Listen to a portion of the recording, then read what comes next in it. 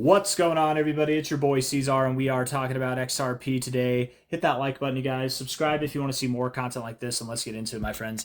It is the 27th day of August, and here we are sitting at about $3, just below there, with 20 hours, 40 minutes left in this brand new day. We had a very good day yesterday, the 26th, moved up 5% right after moving down 5% the day before that. A little bit of volatility over here.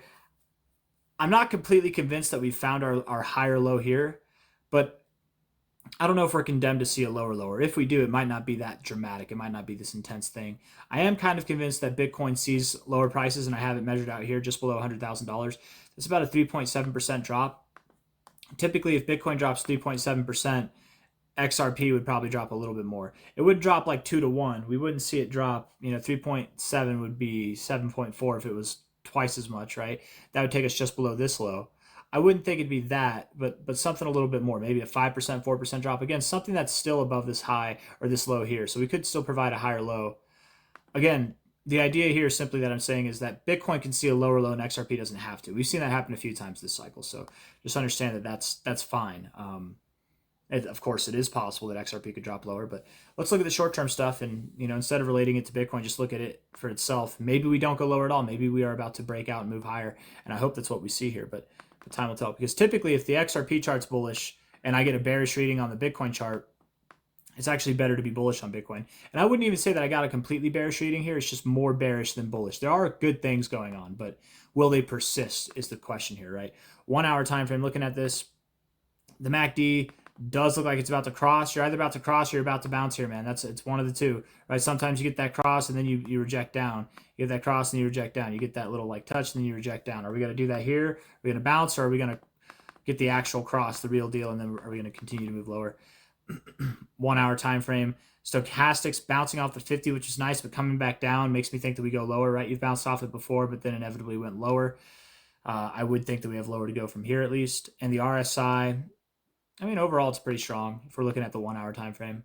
There's good things and bad things, right? Well, good things are you're getting overbought a lot more consistently than you're getting oversold. Bad thing is you spent a lot of time below the 50 in comparison to being above the 50, which makes me a little bit bewildered, I suppose. Looking at this from a low to a high here. 382 support, couldn't even make it up to the 236. Now you're back down to the 382.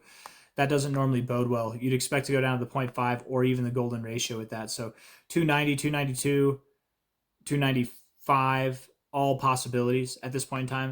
Doesn't mean you have to go down there, but I wouldn't be too surprised. That's not that far away. We're at 298.8 right now. 290 at the lowest to 295 at the least. I would think that that makes sense. That's fine. 0.5 golden ratio zone, perfect areas to find support. Sorry. Looking at the 4 hour time frame here. I like this look. I really do like this little like U in the middle. I like that. That makes me think that we want to go higher, but we can go a little bit lower first, and then it doesn't have to be like an immediate thing. We can dilly-dally. 4 hour time frame here. Not really getting anything off of this. It's pretty neutral with a bearish lean to it, but that's not enough to condemn it. Stochastics, not getting to the overbought zone is a problem, right? If you're getting oversold, but you're not getting overbought on the stochastics, that is a problem. Sorry, guys. I used to mute the mic every time I'd clear my throat, but I stopped doing that because people keep making jokes thinking that I'm farting. So I have to prove it that I'm not. So now you got to hear me clearing my throat out. That and the mic is down here, so it's less convenient to press, but I'm just being lazy. I could press it if I wanted to. I told you I could press it if I wanted to. Let's see. Looking at this here, I don't know what's going on with my USB drive, apparently. Anyways, it's like the charger's malfunctioning. I don't know. The 4 hour, why is this on too? I need to turn this off. Hold on. 4 hour MACD. It's kind of ugly. It's kind of weird. The fact that you're moving up and then moving down and then coming back up again, like it's kind of looks unreliable. But so is the price action, so maybe I won't hold that against you. I don't know. Overall, I suppose I am leaning more bearish, but nothing too crazy. Like not even below 290, so a higher low nonetheless. That's nice. That's encouraging. That's really good because I want to see that, right? High to low here, 291 right there, the 236. It's perfect. Yeah, do that. Go from the 0.5 to your 236 and then up to your golden ratio. We've seen that happen plenty of times over the months. That's not just with XRP, but with plenty of other coins as well. Perfect. Perfect. We love it. Yes, do that. Okay, cool. 291, 290, something at that area, right? That's what I would guess. 295 at least, but probably in that 291, 290 area. If we're looking at this on a daily time frame here, the RSI is reluctantly bearish. It is bearish, but reluctantly so. You are kicking and screaming. You really don't like being near that oversold zone at all. Same thing with the stochastics even. At least relatively speaking right here. I don't like that you've bounced off the oversold zone and now you're coming back down. I don't like that. Like bounce and then keep going. Maybe you will. Maybe today you go down to 290, 291, and then by the end of the day you come back up and you close green. That'd be great. The MACD crossing below the 0, but decaying. I think you're going to get a bounce. I think you're going to get like a weak cross or like a false cross below the 0, and you're going to come back up. So as we zoom out, things are looking a little bit better. When you zoom in, things are looking a little bit worse. So short-term bearish, long-term bullish, mid-term bullish even.